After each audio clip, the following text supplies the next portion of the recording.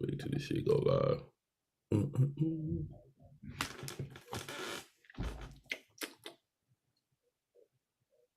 All right.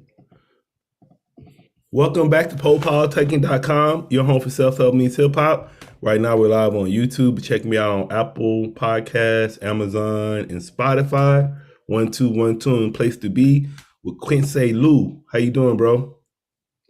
Good. How you doing? It's good to be here. I'm great, man. So we was breaking down the name a little bit. So what's the meaning behind the name again? Quince. So quince stands for 15 in Spanish. You know, you do the count. Quince, quinceañera.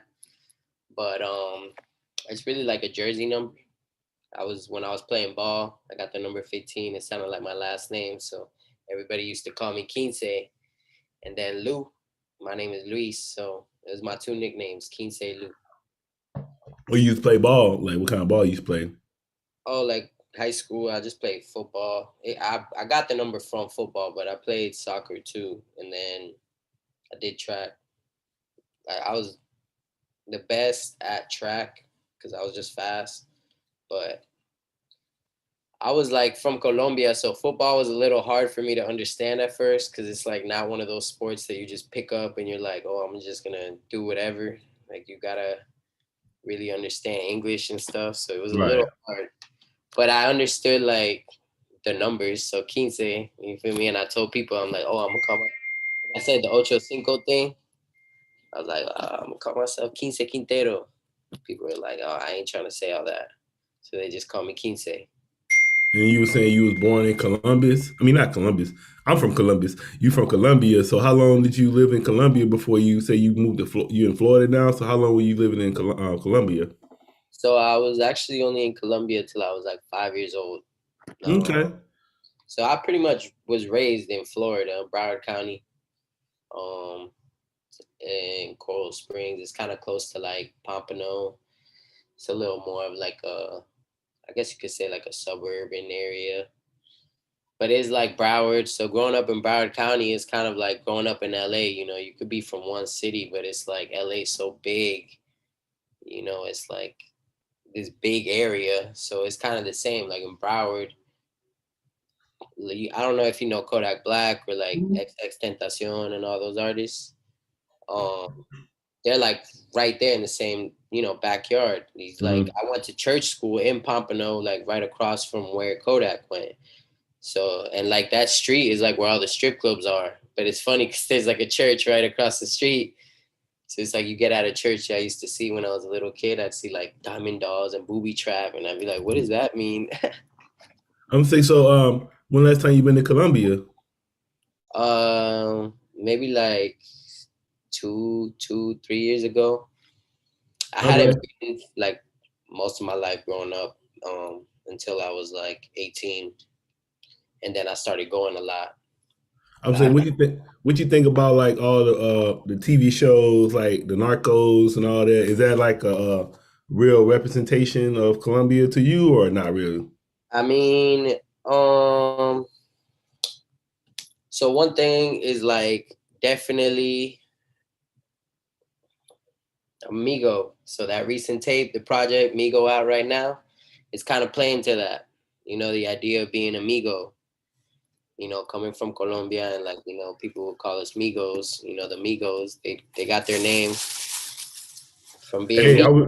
I would say that's too close to. I thought at first I thought that shit said MS-13. I was like, oh shit! I That's thought what that shit people said now too. MS-13 Yeah, at they'd first. be like, "Oh, are you like M15 or MS13?" I was like, "Nah, it's Migo." But my name's Quince, so I got rid of the IG and put Quince in there because the idea is that like with Colombians, the whole stigma is like what you said, narcos, always that we move white and all this stuff, and we were just only known in America, like how it is, like the way Right. they throw it, uh, mainstream media portrays like certain minorities in a certain way, so everybody thinks that like, oh, we just come into this country and that's what we do, but to be real, like as much as you don't want it to be tied to your like history and shit like The that, part of history.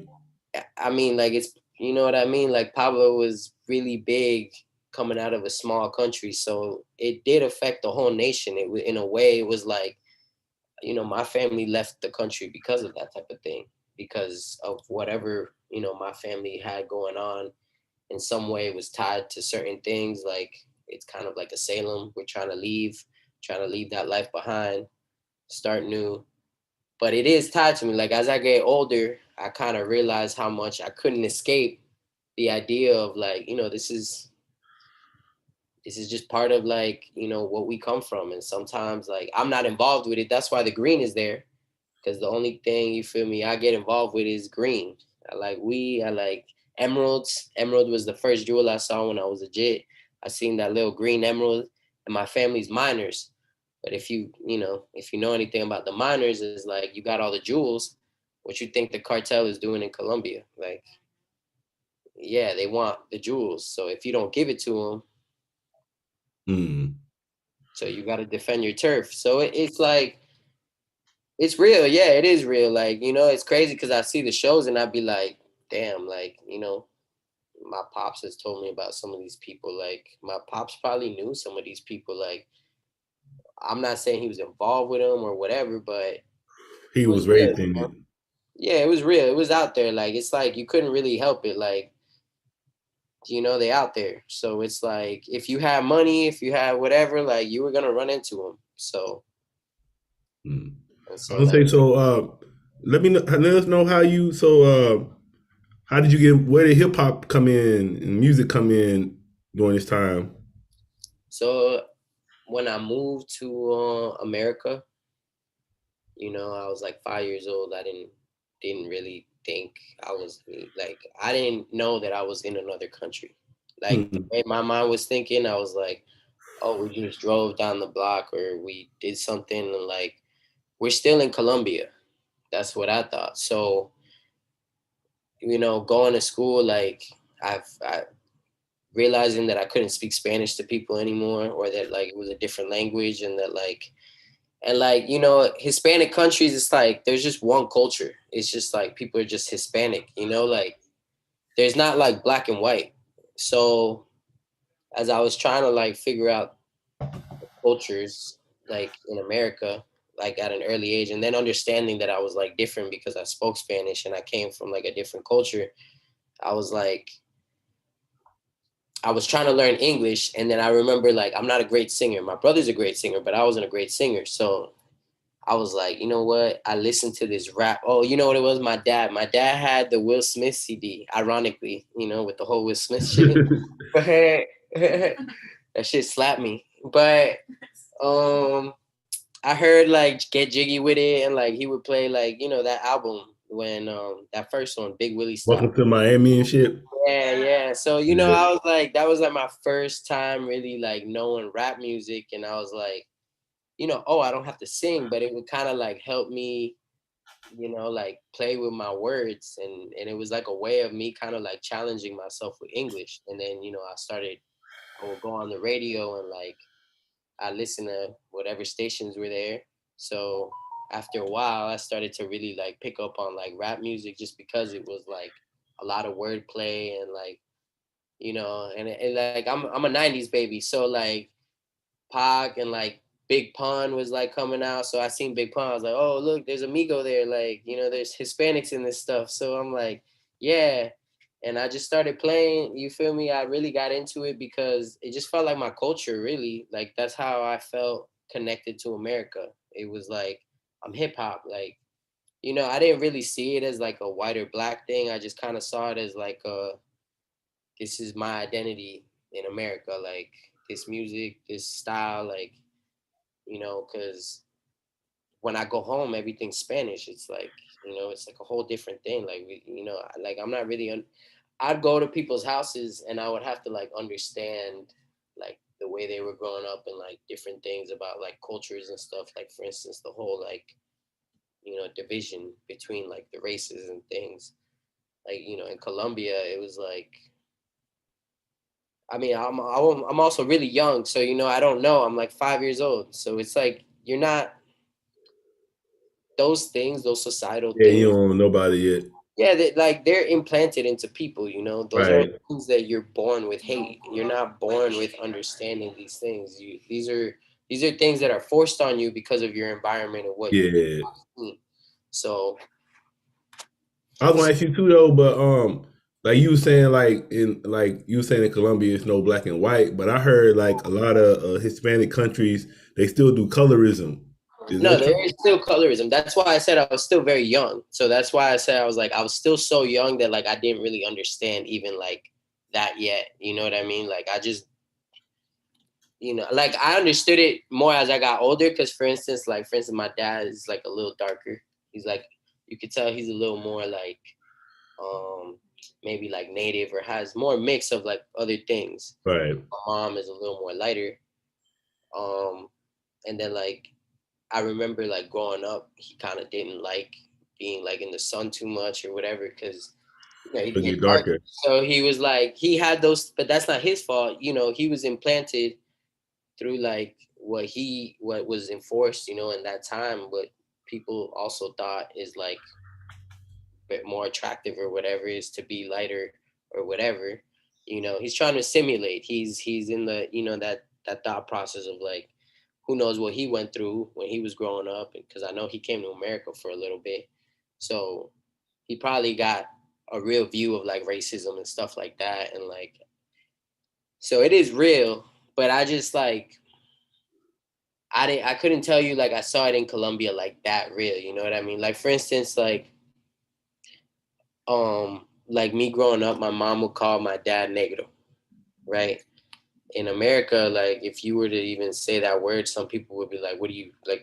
Are you racist? What are you saying? Like, what are you Yeah. trying to do?" Like, because of the whole like term of like the word negro just getting turned into like some we all know. So, but in our culture, like my mom calls my dad negro as like a term of endearment. Like that's like honey or sweetie, like negro.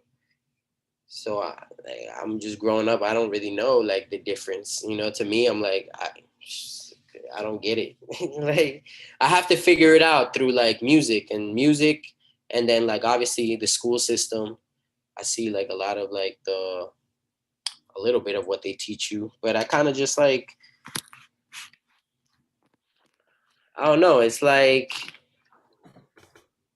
I didn't really register in my head like how things were different between people in terms of like race and stuff, because me growing up in South Florida, like I kind of always felt like the city that I was from, like I said, I was in Coral Springs, so I wasn't like in Miami, where I would have seen like a bunch of Amigos and I would have been like, yeah, Broward County is kind of like Miami's like younger brother. So he's like, for us to get to where we got to, it was like, it was taking, it was a little while. So when I first came into Coral Springs, it's like, it's mostly suburban, like white folks that are moving in. And there's like that little mix of like the immigrants that are starting to come in. So like there wasn't as many Hispanics and there wasn't as many black people yet. So, like, and then I started to understand that it was like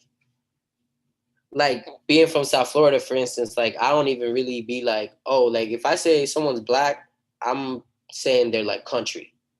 Because out here, like Haitians, Jamaicans, Bohemians, like Africans, like Yeah, you everybody got acts, different ethnicities. yeah, and they like everybody acts different. Like so, it's Right. like you don't like you are not gonna go tell a Jamaican he's Haitian. Like you're not gonna tell a Haitian that he's Jamaican. because Yeah. he's gonna be like, no, I'm a Zoe, I'm Haitian, like so it's like the understanding of things is just way different as I'm growing up. I'm like, me too, like people just but I'm still like in elementary school, I'm still in the era where people are just like calling me Mexican because I got a mustache. Right. Yeah, like I had a little mustache, I'm Hispanic, so like my hair started growing pretty fast. And like but that's why I said I just got along with like minorities because I felt kind of like an outsider. Everybody was like I looked different, I spoke different, like so the only people that kind of embraced me were like I remember my best friend in like first grade was like this Asian kid named Yancy, and then it was this girl named Janelle, and you feel me, like those are my best friends. Like even like my in elementary school, I can remember in kindergarten, my best friend was this kid that was like half Asian, half Asian, half like white. he looked Asian, but he could.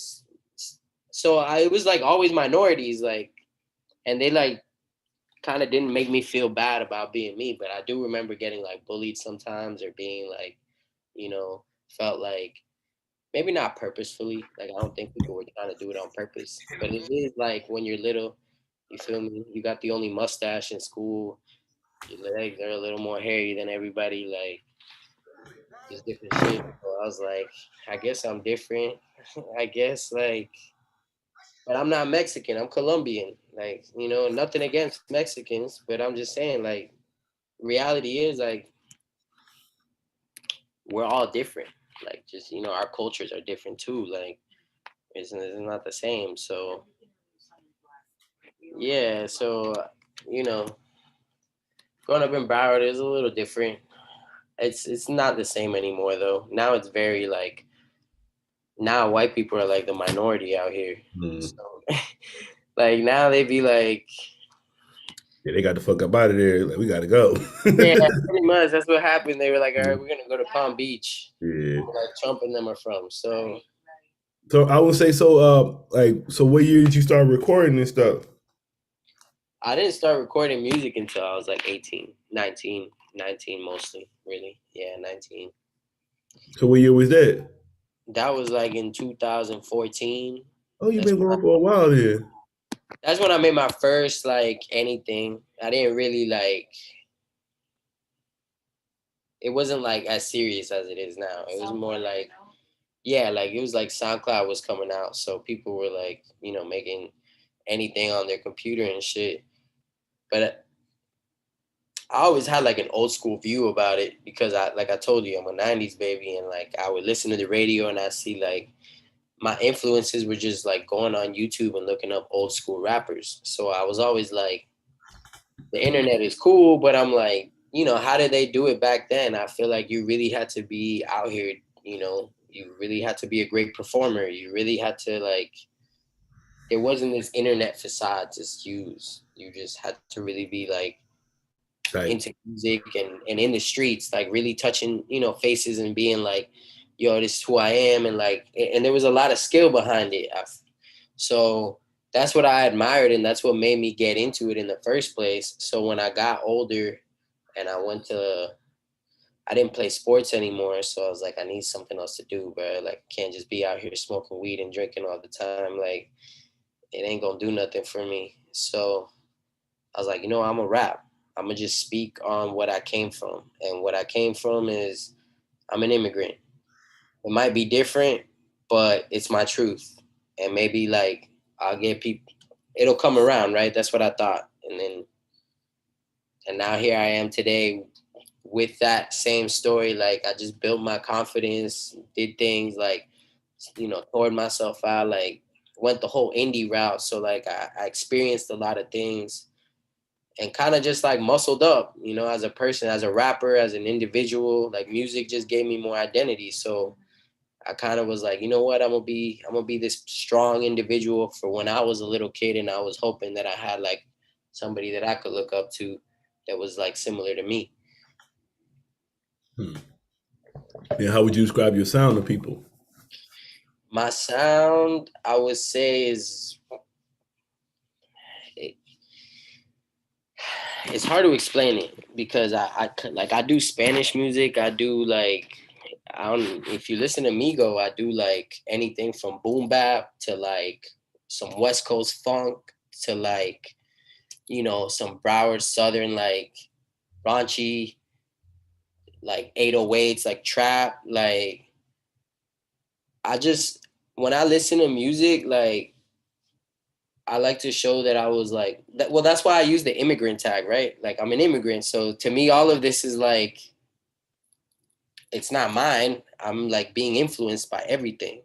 So all types of hip hop. Like I wasn't just, you know, when you're from America, I feel like rappers from here, you can't just go and be like, you from Atlanta and then you sound like you're from New York. I Yeah, mean, it's gonna be where you born from. yeah, And yeah. You got to rep. But since I'm coming from another country and I just don't even know, like I'm listening to all types of hip hop. I'm not being like, oh, like obviously as I grew, I started realizing like, oh, okay, like this is like the East Coast sound. This is the West Coast sound. This is kind of like that Midwest sound. This is like a Memphis sound. Like, listening to a lot of rap, I started to understand like the pockets of different areas and how different sounds came about. But it all influenced me. So like for me to be like, oh, I just sound like one thing, I can't be like, nah, I don't, because I was listening to everything. Like I just like hip hop and I like the music. And when I looked at like making music, I was like, what kind of story am I gonna tell? Like I didn't care about the sound. I just was like, who's gonna listen to this and be like, oh, okay, I got something from it, Hmm. you know? So I guess you could say it's just like whatever I'm feeling, whatever people might feel, whatever touches somebody's heart or like their interest, sparks their interest. I'm just being real. And And whatever I gotta, oh, my bad. I was gonna say, what's up with your hat? Oh, this, yo, Yeah. is a big shout out to my dog. If you know, he's definitely on that shit. But um, he was in an accident. He used to be a boxer. His name is Mike. Okay. So when he got in an accident, he wasn't able to walk again. But he kind of like flipped the narrative and said like, just because I'm in a wheelchair doesn't mean I'm not gonna walk again one day. And I just thought it was real powerful. And he's always shown me love. He's a guy at a radio station that gave me an interview. Ironically enough, after I had performed, it was my first big performance. I was opening up for Currency over in Miami. And then I say that because this Saturday I just opened up for Currency again, like a couple of years later, but now in Broward.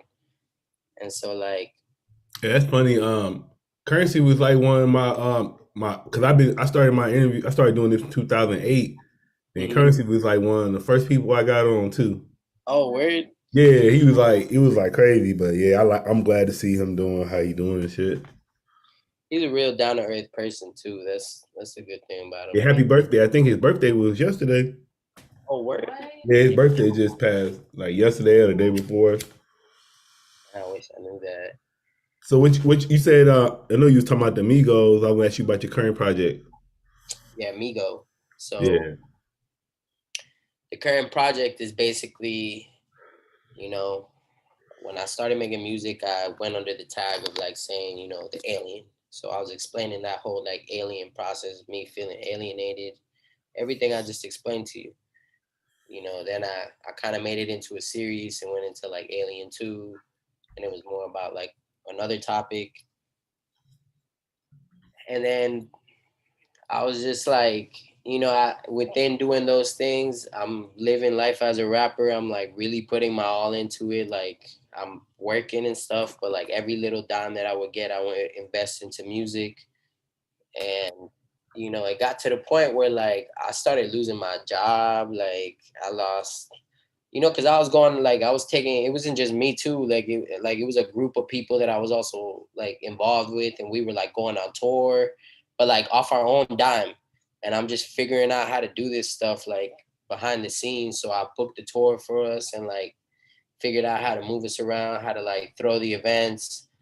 But we breaking even if that. Like if we made money, we made like 200. If we didn't, we lost. But I thought it was smarter than going to pay for promotion and shit, because I'm like, bro, we gotta bank it on ourselves. We gotta throw our own shows. Like, why are we gonna go out here and like these promoters don't really put us on? They just throw us up and they don't give us direct support.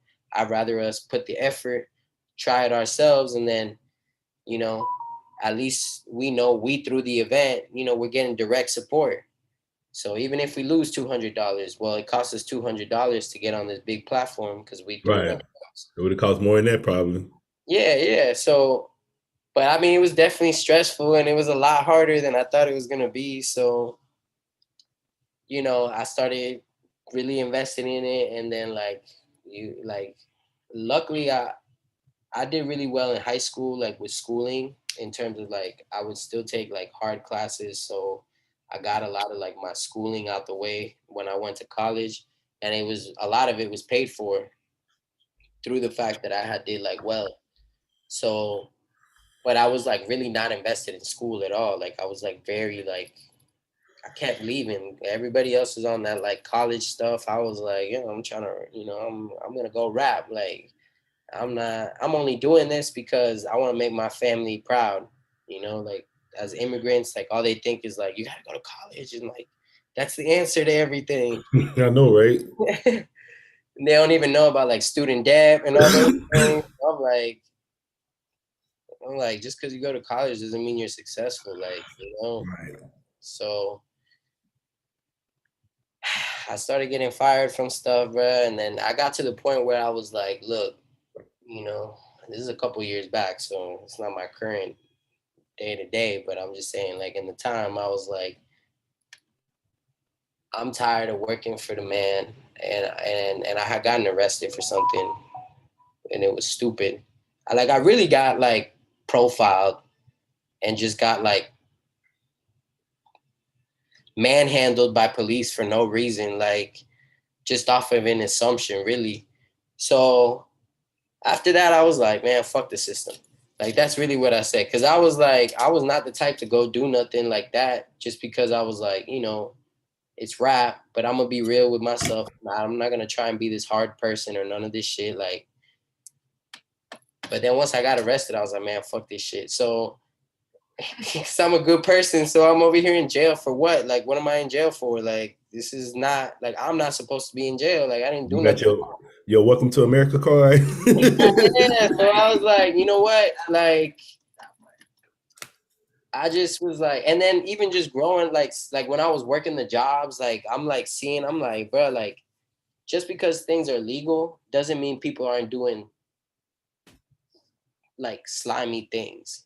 Right. It doesn't mean they're still not like robbing you in plain sight. It's just legal.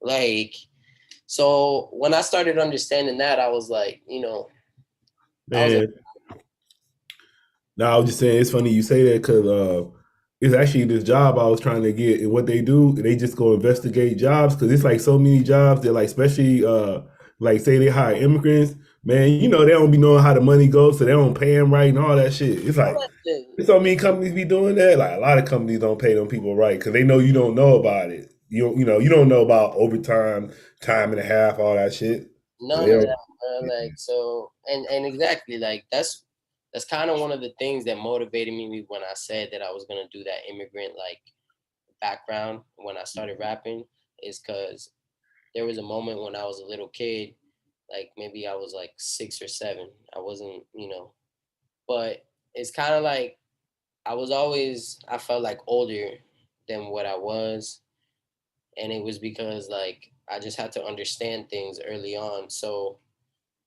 my mom and dad were working at this thing, we would take the bus there and stuff, and they worked at this little like shipment, you do like when you send cargo from like the Yeah, so they would work there, and then they're always with us on New Year's. They ended up going to work on New Year's because they just there was no money, like they needed money, and they had to make ends meet. And I just I remember it because I'm like, my parents never not around on New Year's. Like New Year's was always the time when we would be together. So the fact that they really had to just go work and they left me with my grandma, they left me and my brother with my grandma and my aunts, and it was straight, like there was nothing really bad about it. But I remember when they got home, they were like, oh my God, the store got robbed where they were.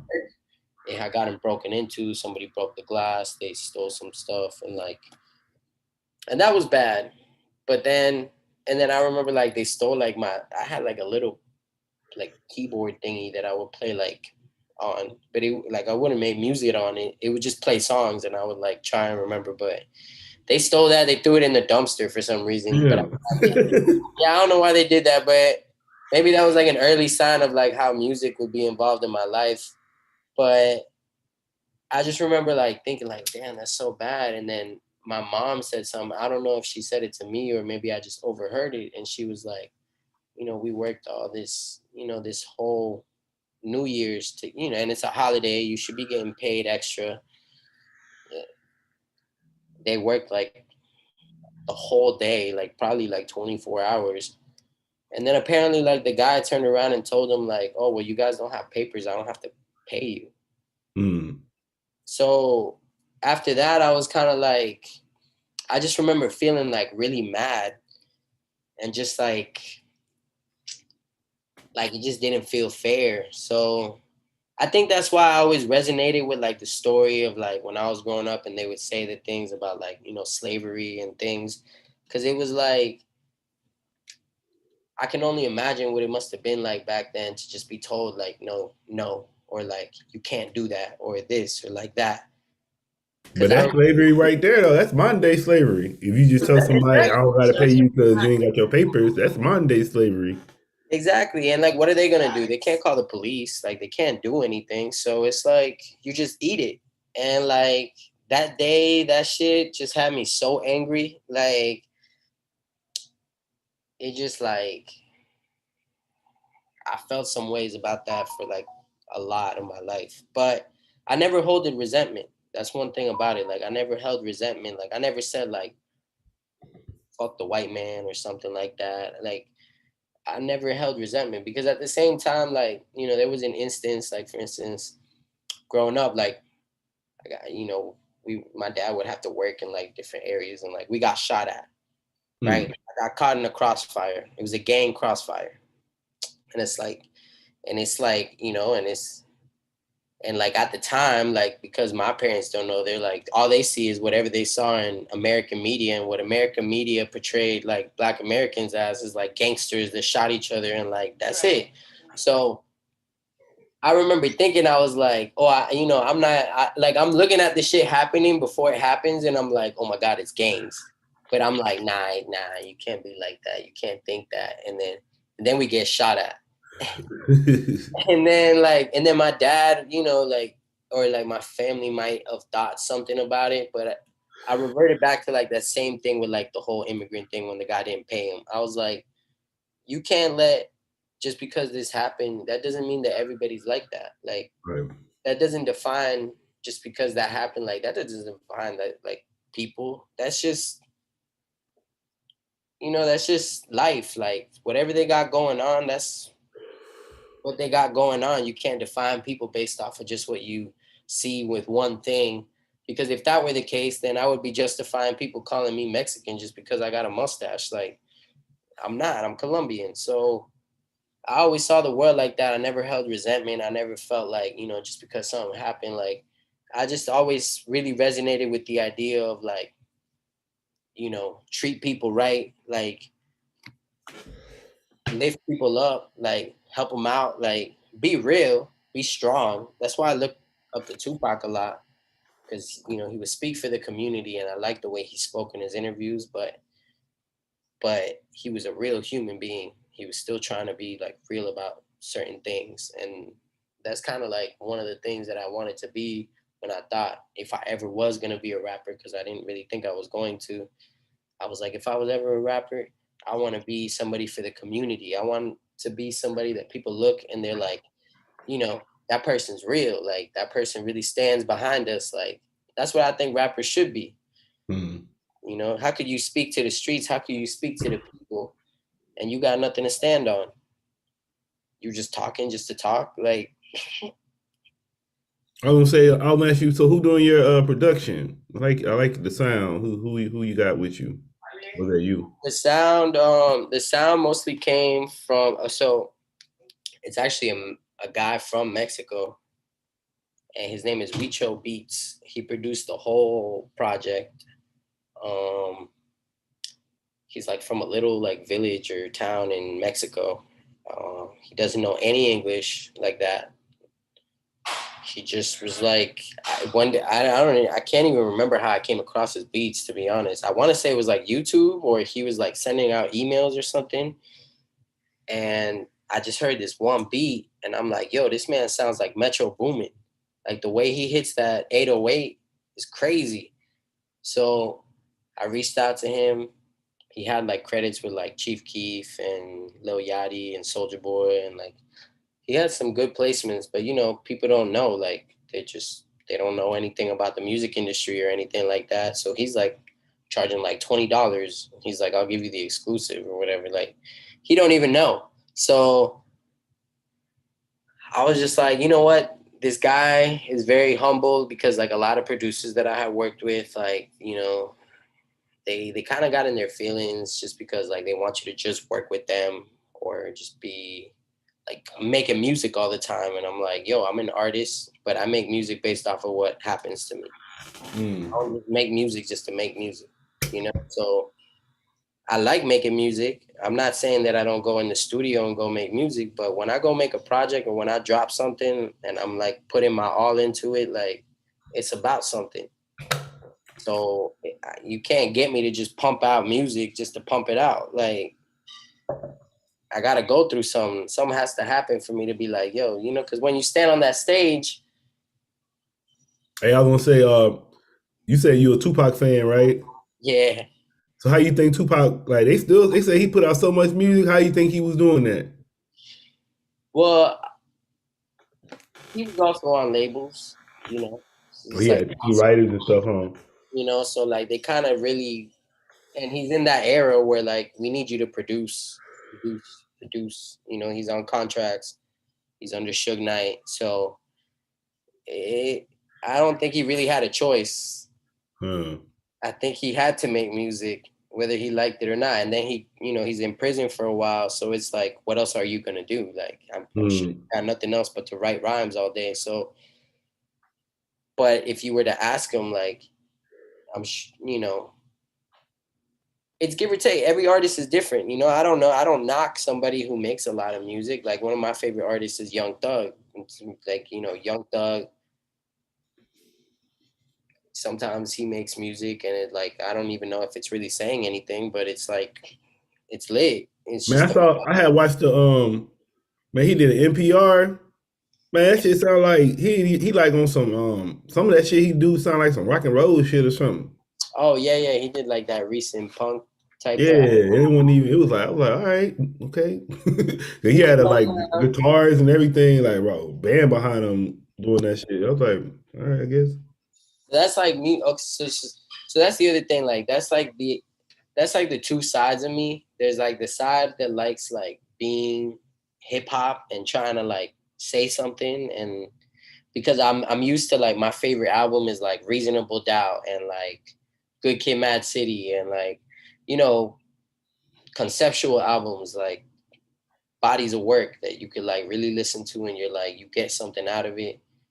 But I'm still a fan of just making music, and you know, I kind of credit Thug for kind of really pushing that like boundary of like sound and being like just making noises.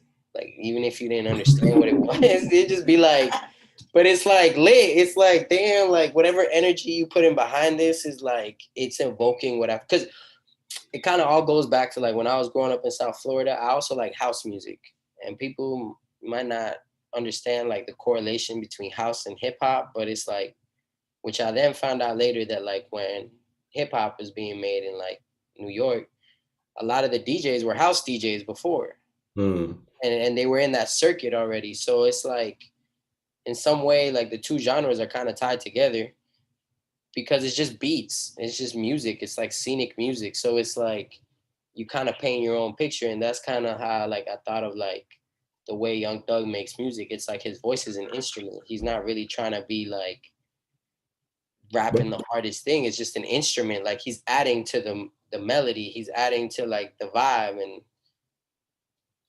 and so like I got influenced by that. I like to make music sometimes, like I said, like Latin music, or you know, one of my things that I'm working on is trying to do something that's like less, still rapping, but kind of playing to like just making music that I feel like will make people feel good. I'm gonna ask you. So, you say you like Young Thug. How much do you like? Do you like Lil Wayne? 'Cause I feel like Young Thug came from Lil Wayne. You know, For I sure. feel. That's probably like, man, that's the GOAT. You know, that to me, that's my GOAT. Like Young Young Thug is cool in terms of like the sound. I think he took what Wayne was trying to do and really just perfected it. Like really took it to the next step. But Wayne is like Wayne is Wayne, bro. Like, you know, to this day I still get excited when he's gonna rap on something.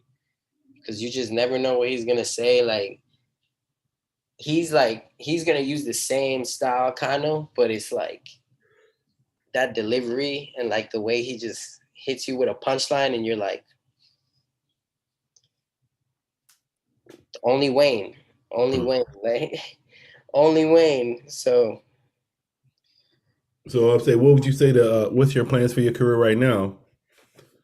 my goal right now is like, well, back to the Migo thing. Like, got fired from all the jobs. So I got into, I was like, what's my excuse? Am I gonna be like, I can't do this because I don't got no label? Because I didn't have somebody helping me out.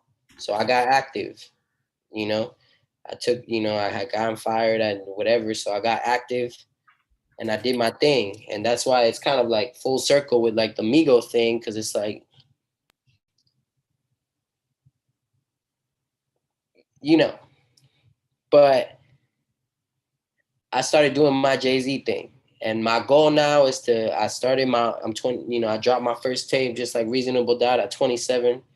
I'm pushing I manage 3 artists. I started my own clothing line. It's like, high fashion. Like I did my own fashion show. So like, I'm just on the plane where I'm like, if, I'm not really, I'm open to getting help. I'm not like, no, I don't want help, but I'm not going to let anything stop me from being the biggest artist in the world. That's how I feel. So if that means I got to fund it myself, if I got to find a way myself, I'll do it. And whoever wants to help me on the route, like I'm open arms, but ain't, there's no excuse for me. So the sky's the limit. I want to be the biggest artist to ever live. You feel me? And I don't just mean rapper, I mean artist ever. But I'm a rapper first, for sure. Like, I don't hide from being a rapper. I love rap. Hip hop is what made me. You feel me? If it wasn't for hip hop, I wouldn't know who I was. So at the end of the day, like, I respect the culture and I love it. But I definitely want to be the biggest thing that's ever been out there. I can speak Spanish. I can speak English. Like, I know, like, a lot of different backgrounds being from Broward County. So I feel like what could really stop me? You seen X, right? I don't know if Yeah, you've heard of X. yeah. X is from right here, and X is doing Drake numbers coming out of the backyard. I would say what you So who's the biggest artist ever right now to you? I would say like a Drake, a Jay-Z, or Kanye. Those 3 are like the biggest because I mean, Wayne is up there too. It's just like I guess in terms of like genres, because Wayne just is always very hip hop. Like he's always very rap. Right? And he'll do like the rock stuff and that, but like the way Drake and Kanye have been able to like kind of like really like mesh into genres, Yeah, or keeping their identity kind of like that's kind of where I want to go. I want to be able to like transcend genres. Like it's just like you don't say that's a hip hop record or where you say that's a Drake record. You say, oh, that's a Kanye record. Like it doesn't even have a genre because you don't know what he's gonna do. Like he could do Stronger, and that's a bunch of like EDM pop sounding stuff in the back, but it's a rap record. I don't know, like and then you got something with like heavy R&B samples or blues, but it's Kanye. It's like you just say it's a Kanye record. That's how I want to be. I want it to be where it's like that's a QuinceLu record. mm. I don't know what genre it is. It could be Spanish or whatever. That's why I rap in both, because my idea is like I want to transcend it to where people, if you could listen to Young Thug and you didn't understand what he was saying sometimes, anyways, who's to say that I could be rapping in English or Spanish and you would care? Like I want it to be to where like if you're from America and you hear me rap in Spanish, you thought it was English, so you're gonna start rapping in Spanish and not even know it. Yeah, I'm saying shit. I'm trying to figure out where Pitbull from. Ain't he from Miami too? Yeah, he's from Miami. He's Cuban though, Yeah, but I saw shit. I was looking on the top sales and shit of all time for artists. Man, I think I saw Flow Rider up there, and I think Pitbull was on there too. I'm like, God yeah, damn, he sold records like that.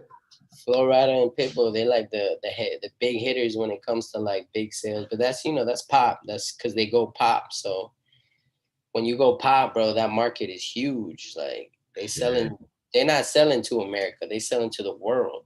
So and they sell into like major like clubs and things like that. So, you know, that's where like Drake is kind of at. Kanye, like, but the thing I like about Kanye is he still has his artistry a lot. He still, you know, he may be a little sporadic and, you know, does a lot on Instagram, but there's still like that part of it that feels like he's just making art.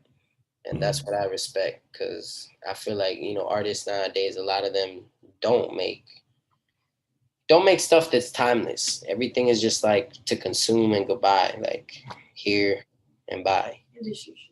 You know what I mean? If I died tomorrow, if you listen to my album, you could pick up a little bit about who I was, and you might be like, you know what? Oh shoot, this dude went through this, he did that. Like, we don't leave behind artifacts anymore. We leave like, I don't know how to say it. It's like, you know, a diamond. A diamond is a stone that's like unique, right? But it takes a long time, a lot of pressure, a lot of things to make the diamond. You want to leave behind diamonds, or you want to leave behind sand? Because sand, there's a bunch of sand all over the place. People just grab it and let it go, and they don't care. But you leave behind a diamond, people look at it, people value it, people analyze it. That's how I look at like making music and making art, or making anything, like whether it be the clothes, whether it be like the artists I manage, whether it be the people I get involved with, like they have some type of quality to what they do, and they respect what they're doing. All right. And then what would you like to say to your fans and supporters? I would like to say that keep going. Whatever you're doing, whatever you got going on, if shit gets hard, keep going. You know, there's always light at the end of the tunnel. And even when you get to that light, expect another tunnel. But that's just the way life is, you feel me? The train keeps rolling.